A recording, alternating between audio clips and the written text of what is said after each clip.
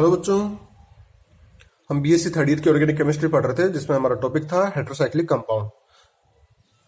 पिछले लेक्चर में हमने क्विनोलिन के बनाने की जो सामान्य विधियां थी उनके बारे में अध्ययन किया था।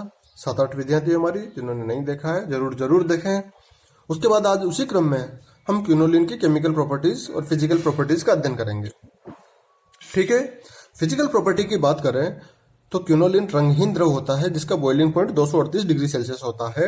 जल में अल्प विलय परंतु एल्कोहल और ईथर में विलयशील होता है। अरुचिकर गंध होती है, भाप में वाष्पशील होता है।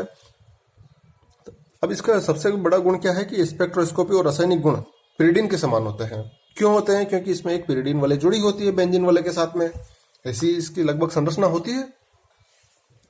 चलो इसके केमिकल प्रॉपर्टीज का अध्ययन करें तो हम देखते हैं कि क्विनोलिन की सारी प्रकृति जानने के लिए क्विनोलिन की अभिक्रिया किससे करवाएं?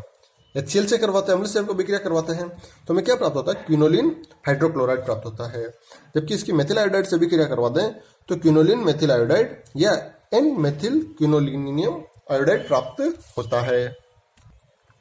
दूसरी अभिक्रिया की तरफ बढ़ते हैं। हम क्विनोलिन में अपचयन के बारे में समझते हैं।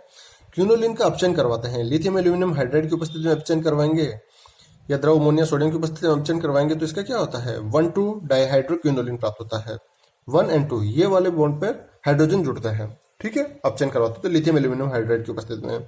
लेकिन SnHCl की उपस्थिति में या H2 निकल की उपस्थिति में करवाएं तो 1, 2, 3, 4 टेट्राहाइड्रोक्विनोलिन प्राप्त होता है। अर्थात इनकी उपस्थिति में ये पूरी पिरिडीन रिंग 1, 2, 3, 4 चारों पोजिशन पर हाइड्रोजन जुड़ते हैं। अब एक और बात समझते हैं। प्लेटिनम CH3COH की उपस्थिति में अभिक्रिया करवाएं, हाइड्रोजनीकरण करवाएं तो पूरे अणु का हाइड्रोजनीकरण होता है। अर्थात डेकाहाइड्रोक्विनोलिन प्राप्त होता है। ठीक है, पूरा का पूरा मॉलिक्यूल का हाइड्रोजनीकरण हो जाता है। इतना इंपॉर्टेंट है। और हाइड्रोजनीकरण की बात आ गई, 3 स्टेप हो गए हमारे पास इसका हाइड्रोजनीकरण करने के। केवल 1, 2 पोजीशन पर, 1, 2, 3, 4 पोजीशन पर या पूरे मॉलिक्यूल का। तो हमें क्या क्या उत्प्रेरक काम में लेने होंगे, कैटलिस्ट काम में लेने होंगे, वो देख लेते हैं हम। देखो, लिथियम एल्यूमिनियम हाइड्राइड केवल 1, 2 पोजीशन पर, SnHCl 1, 2, 3, 4 पोजीशन पर, PT CH3COH पूरे के पूरे मॉलिक्यूल का हाइड्रोजनीकरण करवा देते हैं। ठीक है, ये ऑप्शन समझ में आ गया। नेक्स्ट बढ़ते हैं इसके ऑक्सीकरण की तरफ। ऑक्सीकरण करवाते हैं इसका परबेंजोइक एसिड की उपस्थिति में। तो हमें क्या प्राप्त होता है? Quinoline 1 oxide. देखो, नाइट्रोजन से ऑक्सीजन जुड़ा हुआ है तो क्विनोलिन 1 ऑक्साइड प्राप्त होता है परबेंजोइक एसिड की उपस्थिति में। लेकिन KMnO4 के साथ इसका ऑक्सीकरण करवाते हैं तो बेंजीन वाले टूट जाती है। देखो, KMnO4 की उपस्थिति में ऑक्सीकरण करवाते हैं तो बेंजीन रिंग टूट जाती है और COH क्विनोलिनिक एसिड प्राप्त होता है। COH प्राप्त होता है 2 जगह पर जहां से टूट। इसको गर्म करेंगे तो निकोटिनिक एसिड प्राप्त होता है, जिसको गर्म करेंगे तो पिरिडीन प्राप्त हो जाता है। नेक्स्ट देखते हैं हम ESR को, इलेक्ट्रोफिलिक सब्स्टिट्यूशन रिएक्शन। अब देखो इंपॉर्टेंट चीज, क्विनोलिन में नाइट्रोजन परमाणु के डीएक्टिवेटिंग इफेक्ट के कारण ESR बेंजीन रिंग में स्थिति 8 पर संपन्न होता है और थोड़ी मात्रा पर 5 प्रतिस्थापी उत्पाद भी प्राप्त होते हैं। मतलब देखो, इस पिरिडीन रिंग पर तो कुछ नहीं होगा, कहाँ हो रहा है? बेंजीन रिंग पर, या तो 5 पे या 8 पे, जिसमें मोस्टली 8 पोजीशन पर हमारा ESR संपन्न होता है। ठीक है, तो 8 पोजीशन पर और 5 पोजीशन पर हमें प्रतिस्थापित उत्पाद प्राप्त होते हैं। अब देखते हैं ब्रोमीनीकरण करवाते हैं। अम्लीय माध्यम में करवाएं ब्रोमीनीकरण का तो 5 ब्रोमोक्विनोलिन प्लस 8 ब्रोमोक्विनोलिन प्राप्त होता है, जिसमें 8 ब्रोमोक्विनोलिन हमारा मेन उत्पाद है। जबकि उच्च ताप पर करवाएं हम ब्रोमीनीकरण 500 डिग्री सेल्सियस पर तो हमें क्या प्राप्त होता है? 2 ब्रोमो 1 क्विनोलिन प्राप्त होता है। ठीक है, 2 ब्रोमोक्विनोलिन प्राप्त हो गया। उसके बाद वाष्प अवस्था में करवाएं, जब हम इसकी बात करते हैं वाष्प अवस्था की, तो ब्रोमीनीकरण करवाते हैं वाष्प अवस्था में तो 3 ब्रोमोक्विनोलिन प्राप्त हो जाता है। ठीक है, तो हमें 5 और 8 पोजीशन पर प्राप्त हो गया, 2 पोजीशन पर प्राप्त हो गया और 3 पोजीशन पर प्राप्त हो गया, इसकी अलग अलग प्रावस्थाओं में। अब नाइट्रीकरण करवाते हैं। नाइट्रिक मिश्रण काम में लेते हैं। क्या होता है? HNO3 प्लस H2SO4 ये नाइट्रिक मिश्रण होता है। क्विनोलिन की अभिक्रिया इससे करवाते हैं नाइट्रिक मिश्रण से, तो हमें 8 नाइट्रोक्विनोलिन प्लस 5 नाइट्रोक्विनोलिन प्राप्त होता है।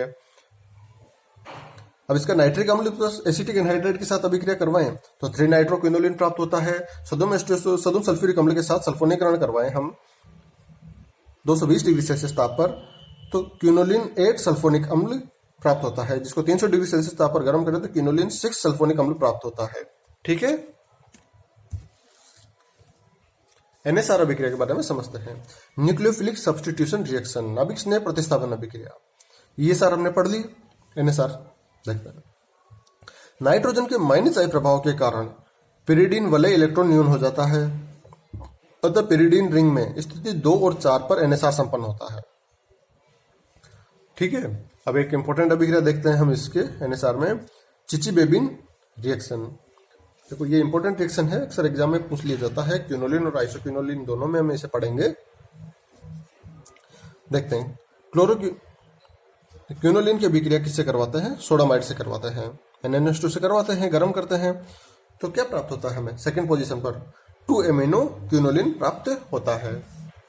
इसी तरह से क्विनोलिन की अभिक्रिया ब्यूटिल लिथियम से करवाते हैं, उससे गर्म करते हैं, तो हमें क्या प्राप्त होता है? सेकंड पोजीशन पर क्या प्राप्त हो रहा है? हमारा ब्यूटिल ग्रुप जुड़ा हुआ है, तो 2 ब्यूटिल क्विनोलिन प्राप्त होता है। नेक्स्ट देखते हैं हम ब्रोमो क्विनोलिन की अभिक्रिया। देखो अब सेकंड पोजीशन पर ऑलरेडी ब्रोमो जुड़ा हुआ, ब्रोमीन ग्रुप जुड़ा हुआ है, तो 2 ब्रोमो क्विनोलिन है। इसकी NH3 से अभिक्रिया करवाते हैं, गर्म करते हैं, तो ये ब्रोमीन को प्रतिस्थापित कर देता है और 2 एमिनो क्विनोलिन प्राप्त होता है। इस तरह से पोटेशियम साइनाइड से अभिक्रिया करवाते हैं क्विनोलिन 2 ब्रोमो क्विनोलिन की, तो ये ब्रोमीन को प्रतिस्थापित कर देता है और हमें क्या प्राप्त होता है? 2 साइनो क्विनोलिन प्राप्त होता है। इसी तरह से क्विनोलिन की अभिक्रिया करवाते हैं पोटेशियम हाइड्रोक्साइड से 225 डिग्री सेल्सियस ताप पर, तो हमें क्या प्राप्त होता है? सेकंड पोजीशन पर हाइड्रोक्सी ग्रुप जुड़ता है और 8 पोजीशन पर हाइड्रोक्सी ग्रुप जुड़ा होता है, तो 8 hydroxy quinoline plus 2 hydroxy quinoline प्राप्त होता है। अब ये 2 हाइड्रोक्सी, देखो 8 हाइड्रोक्सी क्विनोलिन तो स्टेबल है, लेकिन 2 हाइड्रोक्सी क्विनोलिन क्या होता है?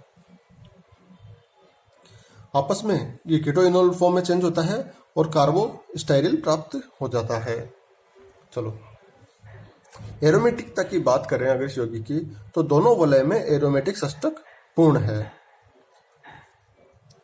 sp2 परमाणु होता है और समतल संरचना होती है, अतः ये एरोमेटिक कैरेक्टर दर्शाता है। तो ये हमारा क्विनोलिन वाला पार्ट कंप्लीट हो गया। जिन्होंने नहीं देखा है पिछला लेक्चर, वो जरूर देखें। इसके बाद हम नेक्स्ट लेक्चर में आइसोक्विनोलिन का अध्ययन करेंगे, जिसके बाद हमारे ये हेटेरोसाइक्लिक कंपाउंड समाप्त हो जाएंगे। ठीक है, धन्यवाद।